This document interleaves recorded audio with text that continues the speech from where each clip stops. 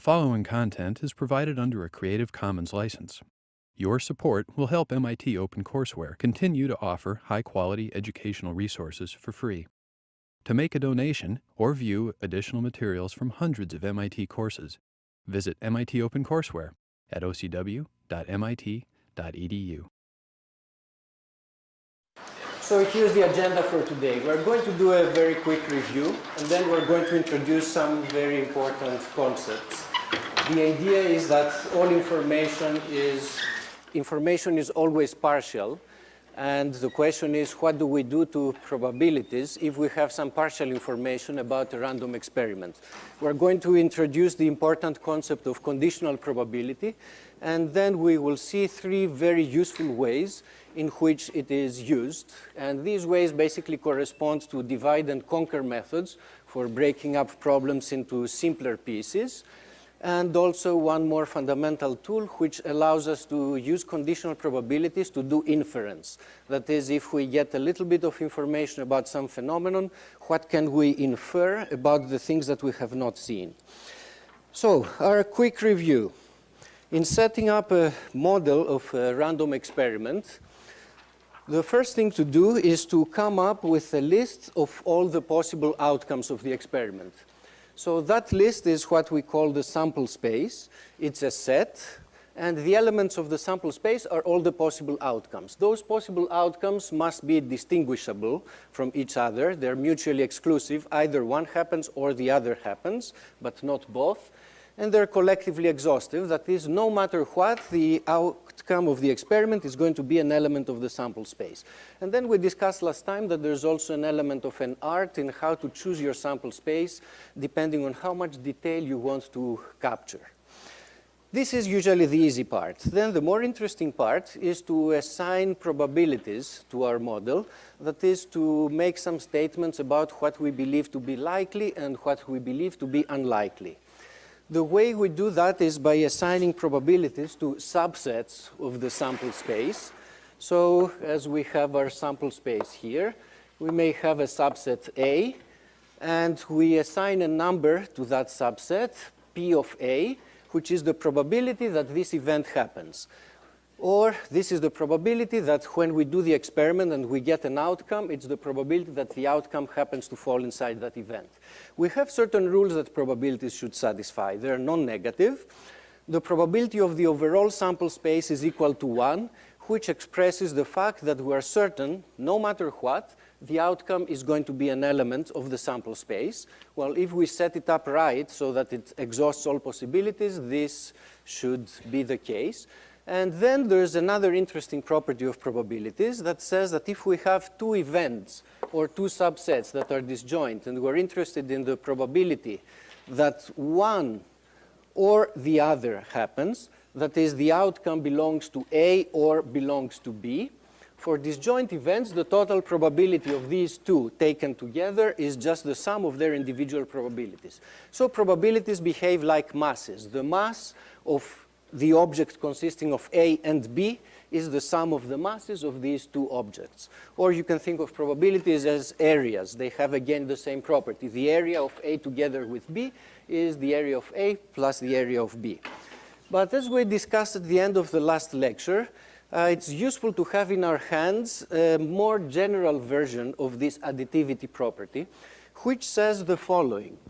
If we take a sequence of sets, A1, A2, A3, A4, and so on, and we put all those sets together, it's an infinite sequence, and we ask for the probability that the outcome falls somewhere in this infinite union. That is, we are asking for the probability that the outcome belongs to one of these sets, and assuming that the sets are disjoint, we can again find the probability of the overall set by adding up the probabilities of the individual sets. So this is a nice and simple property, but it's a little more subtle than you might think. And let's see what's going on by considering the following example. We had an example last time where we take our sample space to be the unit square. And we said, let's consider a probability law that says that the probability of a subset is just the area of that subset. So let's consider this probability law. Okay. Now the unit square is the set, let me just draw it this way. The unit square is the union of one element sets consisting of all the points. So the unit square is made up by the union of the various points inside the square. So union over all x's and y's, okay? So the square is made up out of all the points that it contains. And now let's do a calculation. 1 is the probability of our overall sample space, which is the unit squared. Now the unit square is the union of these things.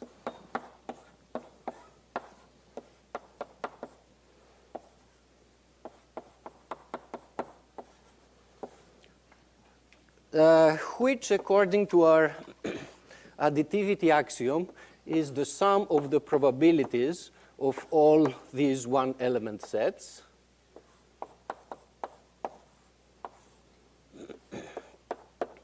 Now, what is the probability of a one-element set? What is the probability of this one-element set? What's the probability that our outcome is exactly that particular point? Well, it's the area of that set, which is 0. So it's just the sum of zeros. And by any reasonable definition, the sum of zeros is 0. So we just proved that 1 is equal to 0. Okay, either probability theory is dead, or there is some mistake in the derivation that I did. Okay, the mistake is quite subtle, and it comes at this step.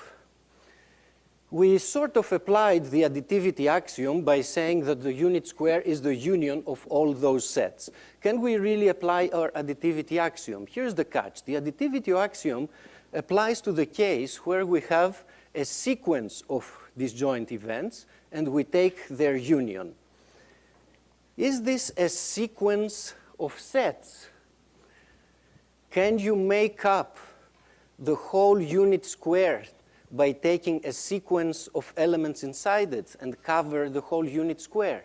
Well, if you try, if you start looking at a sequence of one-element points, that sequence will never be able to exhaust the whole unit square. So there is a deep reason behind that, and the reason is that infinite sets are not all of the same size. The integers are an infinite set, and you can arrange the integers in a sequence, but a continuous set like the unit square is a bigger set. It's so-called uncountable. It has more elements than any sequence could have. So this union here is not of this kind where we would have a sequence of events. It's a different kind of union. It's a union that involves a union of many, many more sets.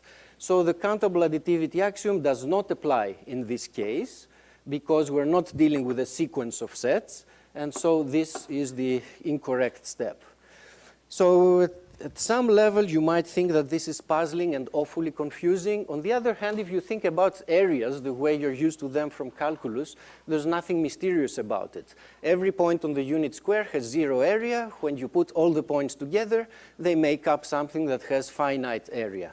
So there shouldn't be any mystery behind it. Now, one interesting thing that this discussion tells us, especially the fact that a single element set has 0 area, is the following. Individual points have 0 probability.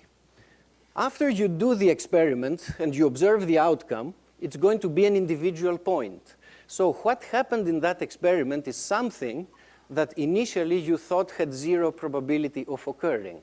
So if you happen to get some particular numbers and you say, well, in the beginning, what did I think about those specific numbers? I thought they had 0 probability, but yet those particular numbers did occur. So one moral from this is that 0 probability does not mean impossible. It just means extremely, extremely unlikely by itself. So 0 probability things do happen. In such continuous models, actually 0 probability outcomes are everything that happens. And the bumper sticker version of this is to always expect the unexpected. Yes? That means that the probability strictly isn't zero. Sorry? But it's just very, very, very close to zero. Well, probability is supposed to be a real number, so it's either 0 or it's a positive number. So you can think of the probability of things just close to that point, and those probabilities are tiny and close to 0. So that's how we're going to interpret probabilities in continuous models, but this is 2 chapters ahead. Yep? So if we're going to interpret probability of 0 in continuous models that way, then how do we interpret probability of 1? That it's extremely likely, but not necessarily for certain. That's also the case. For example, if you ask, in this continuous model, if you ask me for the probability that xy is different than the point 0, 0, this is the whole square except for 1 point. So the area of this is going to be 1. But this event is not entirely certain because the 0, 0 outcome is also possible. So again, probability of 1 means essential certainty, but it still allows the possibility that the outcome might be outside that set. So these are some of the weird things that are happening when you have continuous models, and that's why we start this class with discrete models on which we will be spending the next couple of weeks. Okay, so now once we have set up our probability model, and we have a legitimate probability law that has these properties, then the rest is usually simple. Somebody asks you a question of calculating the probability of some event. Well, you were told something about the probability law, such as, for example, that probabilities are equal to areas, and then you just need to calculate. In this type of examples, somebody would give you a set, and you would have to calculate the area of that set. So the rest is just calculation and simple. All right, so now it's time to start with our main business for today. And the starting point is the following. You know something about the world, and based on what you know, you set up a probability model and you write down probabilities for the different outcomes. Then something happens and somebody tells you a little more about the world, gives you some new information. This new information in general should change your beliefs about what happened or what may happen. So whenever we're given new information, some partial information about the outcome of the experiment, we should revise our beliefs. And conditional probabilities are just the probabilities that apply after the revision of our beliefs when we're given some information. So let's make this into a numerical example. Inside the sample space, this part of the sample space, let's say, has probability 3/6. This part has 2/6, and that part has 1/6. I guess that means that out here we have 0 probability. So these were our initial beliefs about the outcome of the experiment. Suppose now that someone comes and tells you that event B occurred. So they don't tell you the full outcome of the experiment, but they just tell you that the outcome is known to lie inside this set B. Well, then you should certainly change your beliefs in some way. And your new beliefs about what is likely to occur and what is not is going to be denoted by this notation. This is the conditional probability that event A is going to occur, the probability that the outcome is going to fall inside the set A, given that we are told and we're sure that the event lies inside the event B.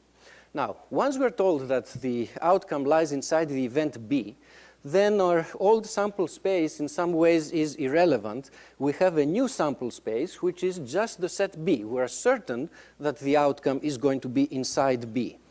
For example, what is this conditional probability? It should be 1. Given that I told you that B occurred, you're certain that B occurred, so this has unit probability. So here we see an instance of the revision of our beliefs. Initially, event B had a probability of 2 plus 1/6, that's 1/2.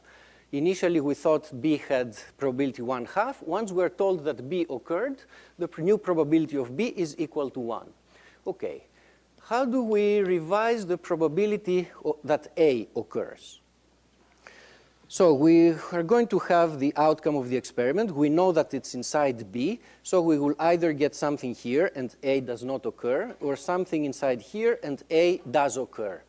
What's the likelihood that, given that we're inside B, the outcome is inside here? Here's how we're going to think about it. This part of the set B, in which A also occur, in our initial model was twice as likely as that part of B. So outcomes inside here were collectively were twice as likely as outcomes out there. So we're going to keep the same proportions and say that given that we are inside the set B, we still want outcomes inside here to be twice as likely as outcomes there. So the proportions of the probabilities should be 2 versus 1. And these probabilities should add up to 0 because together they make the conditional probability of B. So the conditional probabilities should be 2/3 probability of being here and 1/3 probability of being there. That's how we revise our probabilities. That's a reasonable, intuitively reasonable way of doing this revision. Let's translate what we did into a definition.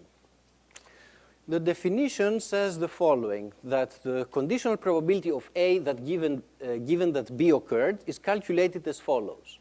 We look at the total probability of B, and out of that probability that was inside here, what fraction of that probability is assigned to points for which the event A also occurs.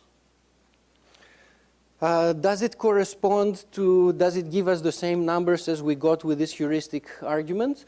Well, in this example, probability of A intersection B is 2/6 divided by the total probability of B, which is 3/6, and so it's 2/3, which agrees with this answer that we got before. So the formula indeed matches what we were trying to do. One little technical detail, if the event B has 0 probability, then here we have a ratio that doesn't make sense. So in this case, we say that conditional probabilities are not defined. Okay, now you can take this definition and unravel it and write it in this form. The probability of A intersection B is the probability of B times the conditional probability. So this is just a consequence of the definition, but it has a nice interpretation. Think of probabilities as frequencies.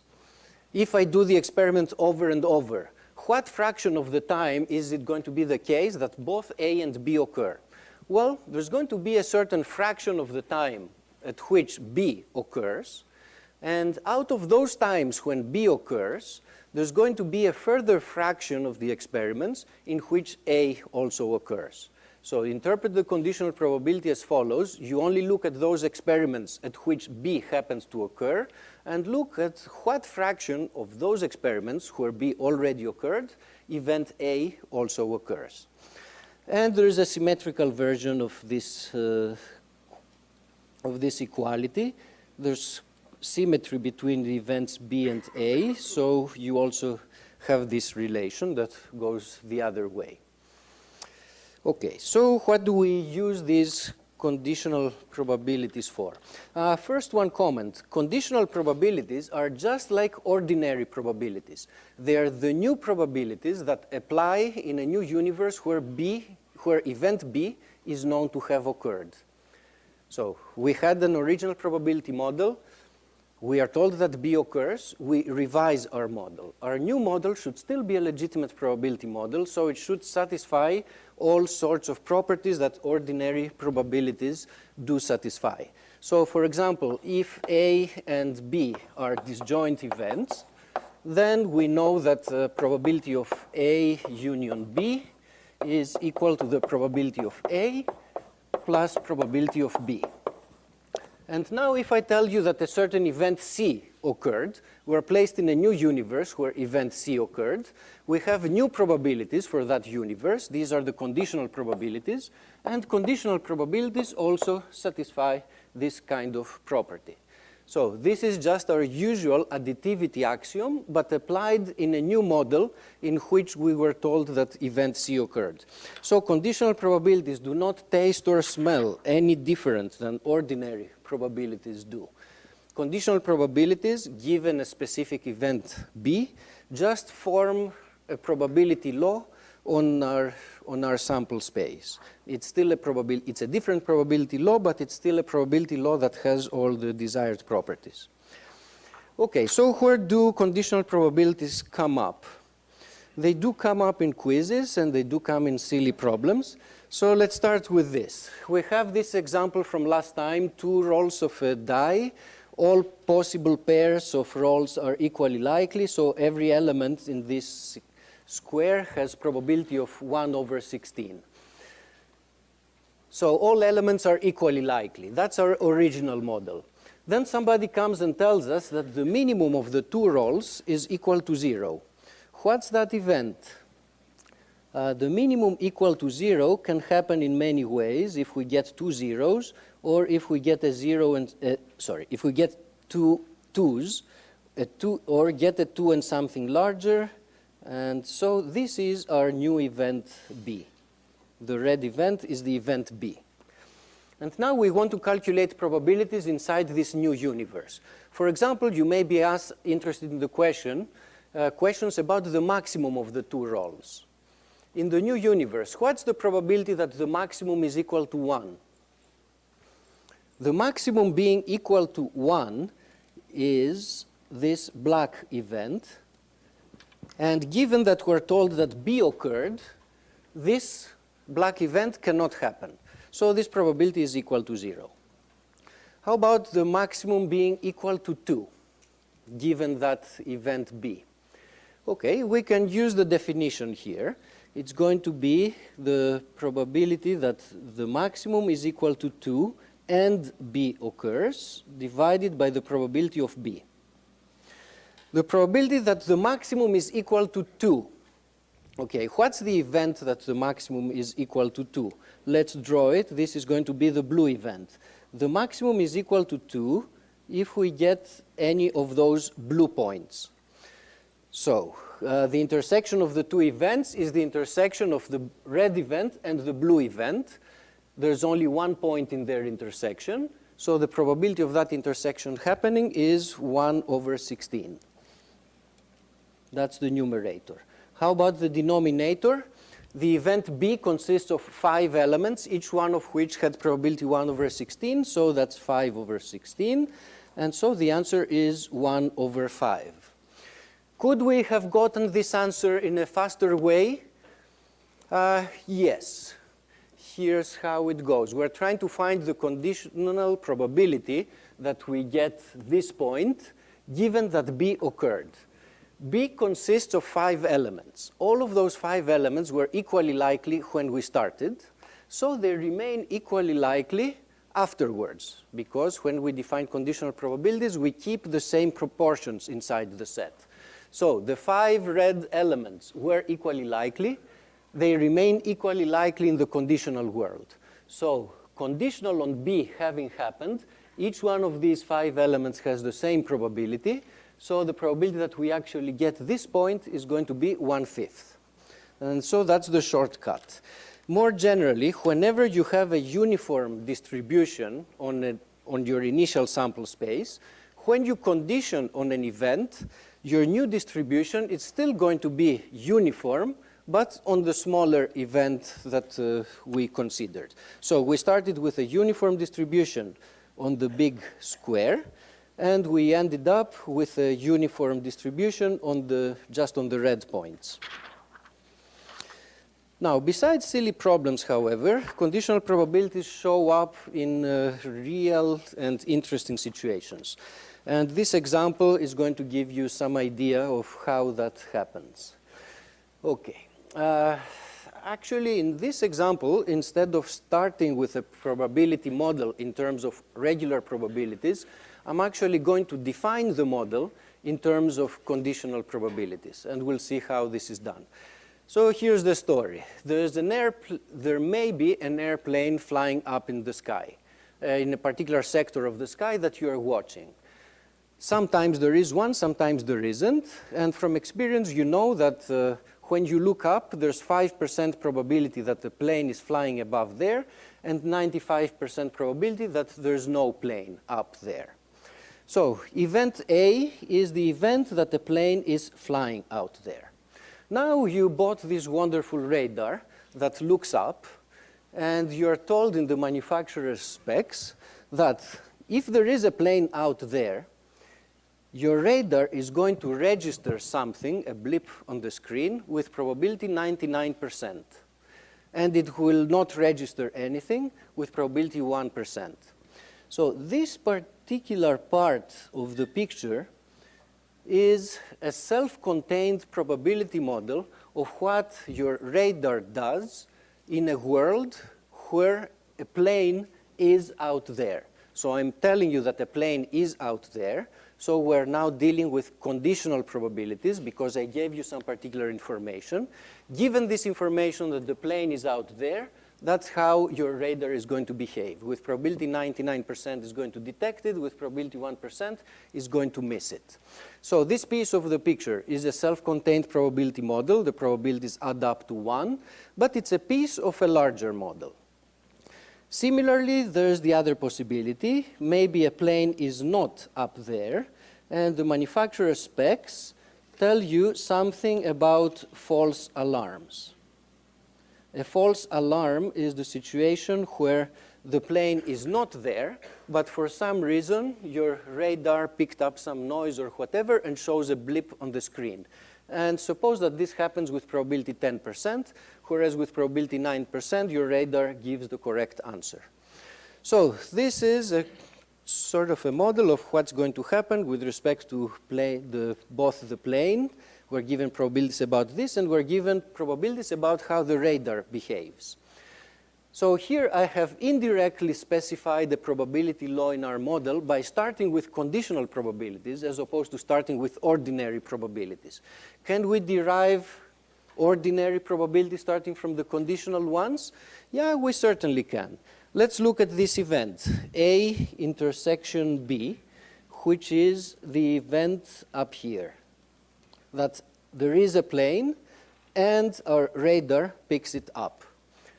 How can we calculate this probability? Well, we use the definition of conditional probabilities, and this is the probability of A times the conditional probability of B given A. So it's 0.05 times 0.99. And the answer, in case you care, it's 0.0495. OK, so we can calculate probabilities of final outcomes, which are the leaves of the tree, by using the probabilities that we have along the branches of the tree. So essentially what we ended up doing was to multiply the probability of this branch times the probability of that branch. Now, how about the answer to this question? What is the probability that our radar is going to register something? OK, this is an event that can happen in multiple ways. It's the event that consists of this outcome. There is a plane and the radar registers something, together with this outcome. There is no plane, but the radar still registers something. So to find the probability of this event, we need to add the individual probabilities of the two outcomes, of these two outcomes. For the first outcome, we already calculated it. For the second outcome, the probability that this happens is going to be this probability, 95%, times 0.10, which is the conditional probability of taking this branch, given that there was no plane out there. So we just add the numbers, 0.05 times 0.99 plus 0.95 times 0.1. And the final answer is 1.445. OK, and now here's the interesting question. Given that your radar recorded something, how likely is it that there is an airplane up there? Your radar registers something that can be caused by two things. Either there's a plane there and your radar did its job, or there was nothing, but your radar fired a false alarm.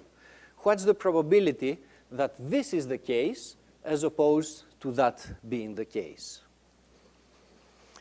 Okay, the intuitive shortcut would be that it should be the probability, you look at the relative odds of these two elements and you use them to find out how much more likely it is to be there as opposed to being there. But instead of doing this, let's just write down the definition and just use it.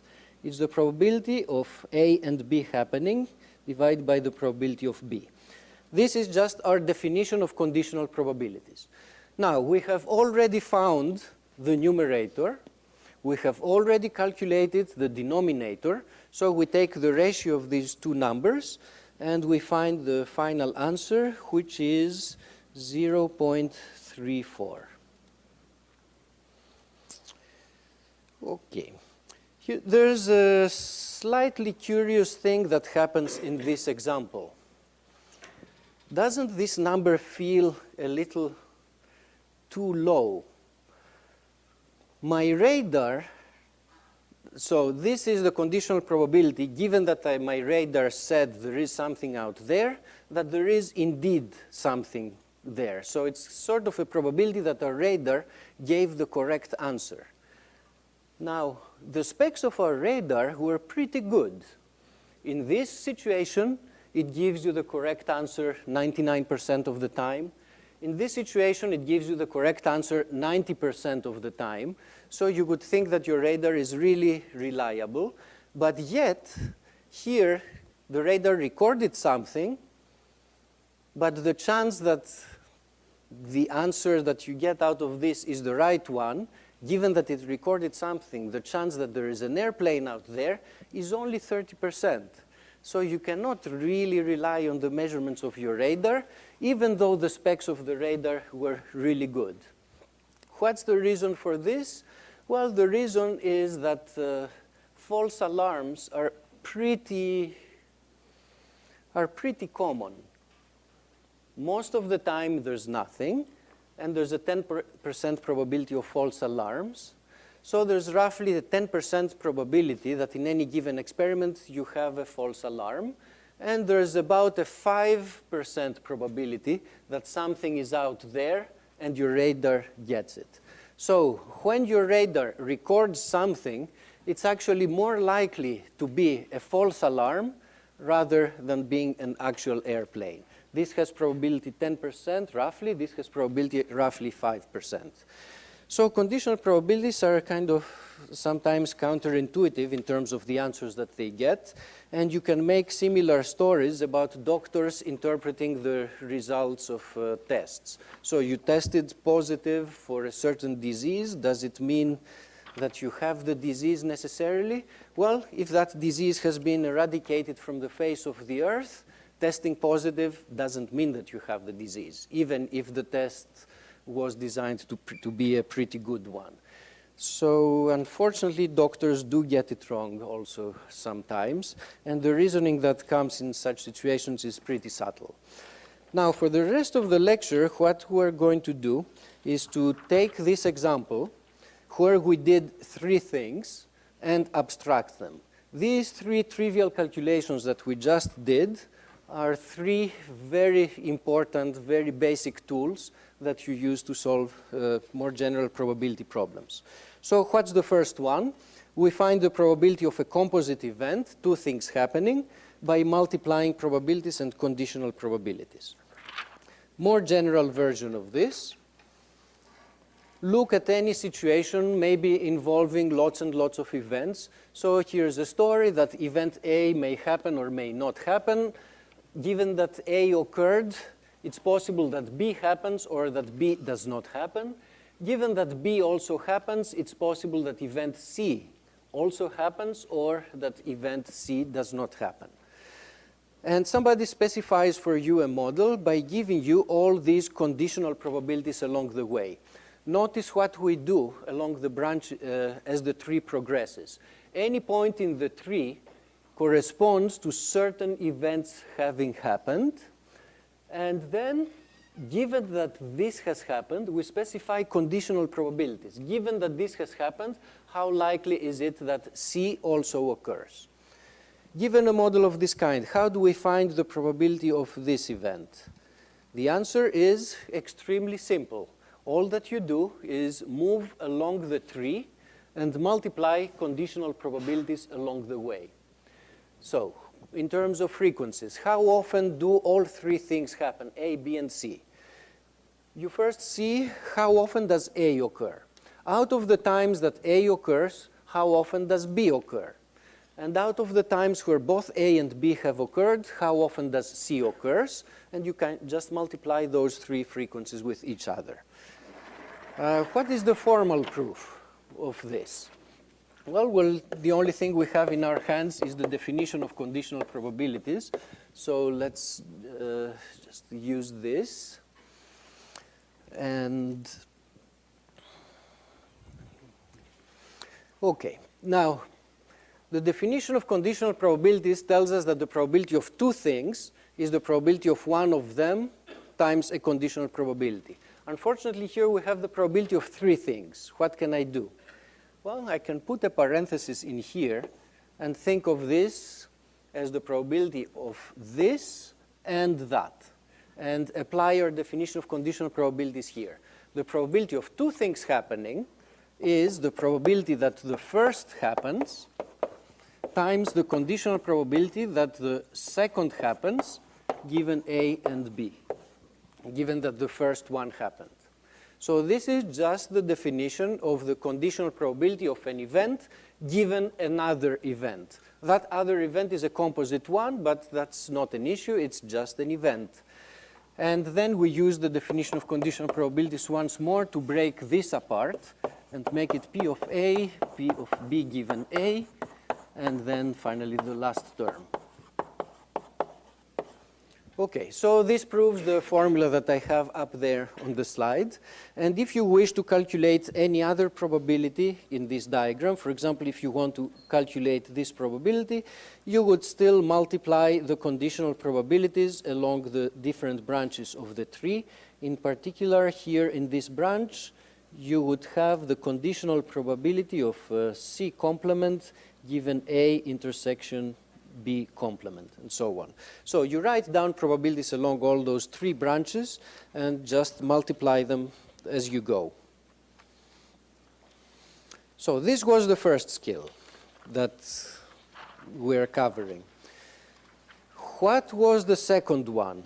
What we did was to calculate the total probability of a certain event B that consisted of was made up from different possibilities which corresponded to different scenarios. So we wanted to calculate the probability of this event B that consisted of those two elements. Let's generalize.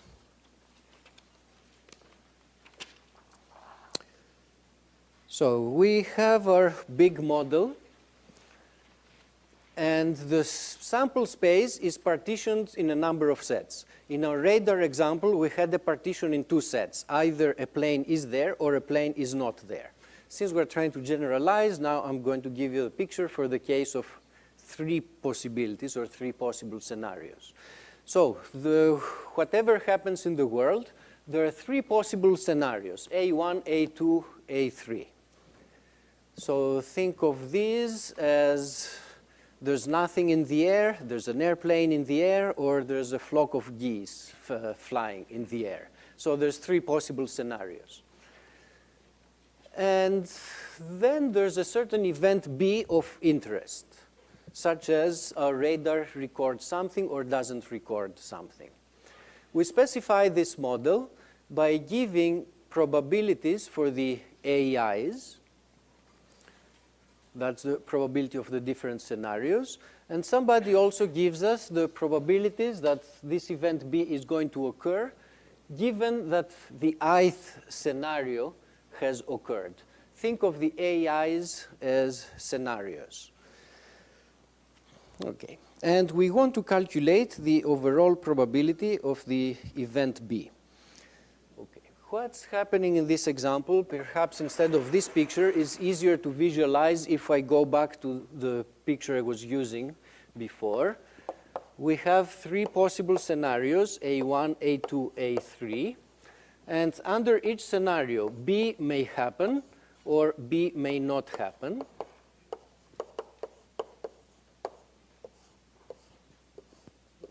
And so on. So here we have A2 intersection B, and here we have A3 intersection B. In the previous slide, we found how to calculate the probability of any event of this kind, which is done by multiplying probabilities here and conditional probabilities there. Now we're asked to calculate the total probability of the event B. The event B can happen in three possible ways. It can happen here, it can happen there, and it can happen here. So this is our event B. It consists of three elements. To calculate the total probability of our event B, all we need to do is to add these three probabilities. So B is an event that consists of these three elements. There are three ways that B can happen. Either B happens together with A1, or B happens together with A2, or B happens together with A3. So we need to add the probabilities of these three contingencies. For each one of those contingencies, we can calculate its probability by using the multiplication rule. So the probability of A1 and B happening is this. It's the probability of A1 and then B happening given that A1 happened. The probability of this contingency is found by taking the probability that A2 happens times the conditional probability of A2 given that B happened, and similarly for the third one. So this is the general rule that we have here. The rule is written for the case of three scenarios, but obviously it has a generalization for the case of 4 or 5 or more scenarios. It gives you a way of breaking up the calculation of an event that can happen in multiple ways by considering individual probabilities for the different ways that the event can happen. Okay. So, yes? Does this have to change for infinite sample spaces? No, this is true whether your sample space is infinite or finite. I'm using in this argument that we have a partition into just three scenarios, three events. So it's a partition into a finite number of events. It's also true if it's a partition into an infinite sequence of events. But that's, I think, one of the theoretical problems at the end of the chapter. You probably may not need it for now. Okay, so going back to the story here. There are three possible scenarios about what can happen in the world that are captured here. Under each scenario, event B may or may not happen. And so these probabilities tell us the likelihoods of the different scenarios.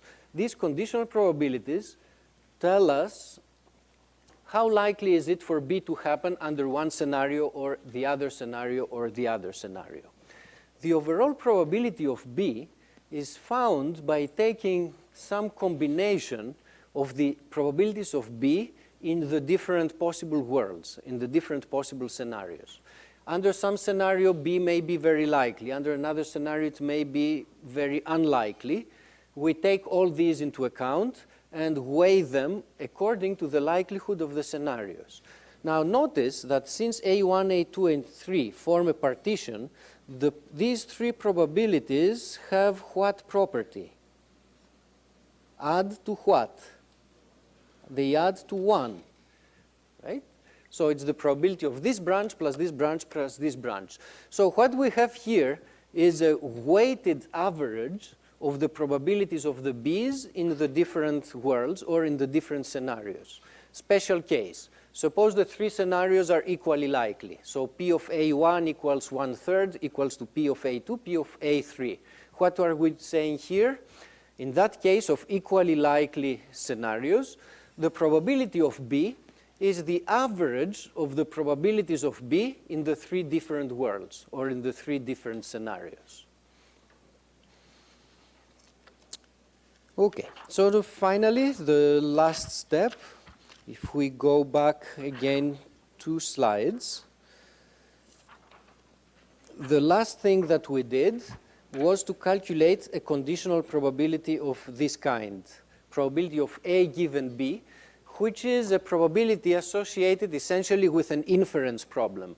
Given that our radar recorded something, how likely is it that the plane was up there? So we're trying to infer whether a plane was up there or not based on the information that we got.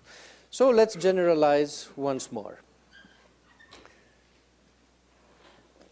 And we're just going to rewrite what we did in that example, but in terms of general symbols instead of the specific numbers. So once more, the model that we have involves probabilities of the different scenarios. These, we call them prior probabilities. There are our initial beliefs about how likely each scenario is to occur. We also have a model of our measuring device that tells us, under that scenario, how likely is it that our radar will register something or not. So we're given, again, these conditional probabilities. We're given the conditional probabilities of these branches. Then we're told that event B occurred. And on the basis of this new information, we want to form some new beliefs about the relative likelihood of the different scenarios. Going back again to our radar example, an airplane was present with probability 5%. Given that the radar recorded something, we're going to change our beliefs. Now, a plane is present with probability 34%. The radar, since we saw something, we are going to revise our beliefs as to whether a plane is out there or is not there. And so what we need to do is to calculate the conditional probabilities of the different scenarios given the information that we got. So initially, we have these probabilities for the different scenarios. Once we get the information, we update them and we calculate our revised probabilities or conditional probabilities given the observation that we made. Okay, so what do? We just use the definition of conditional probabilities twice. By definition, the conditional probability is the probability of 2 things happening divided by the probability of the conditioning event. Now I'm using the definition of conditional probabilities once more, or rather I use the multiplication rule. The probability of 2 things happening is the probability of the first and the second. So these are things that are given to us. They're the probabilities of the different scenarios, and it's the model of our measuring device, which we assume to be available. And how about the denominator? This is the total probability of the event B. But we just found that it's easy to calculate using the formula in the previous slide. To find the overall probability of event B occurring, we look at the probabilities of B occurring under the different scenario and weigh them according to the probabilities of all the scenarios. So in the end, we have a formula for the conditional probability, A is given B, based on the data of the problem, which were probabilities of the different scenarios and conditional probabilities of B given the A's. So what this calculation does is basically it reverses the order of conditioning. We are given conditional probabilities of this kind, where it's B given A, and we produce new conditional probabilities where things go the other way. So schematically, what's happening here is that we have a model of cause and effect. And so a scenario occurs, and that may cause B to happen or may not cause it to happen. So this is a cause-effect model. And it's modeled using probabilities such as probability of B given AI. And what we want to do is inference, where we're told that B occurs, and we want to infer whether AI also occurred or not. And the appropriate probabilities for that are the conditional probabilities that A occurred given that B occurred. So we're starting with a causal model of our situation. It models from a given cause how likely is a certain effect to be observed. And then we do inference, which answers the question, given that the effect was observed, how likely is it that the world was in this particular situation or state or scenario? So the name of the Bayes rule comes from Thomas Bayes, a British theologian back in the 1700s.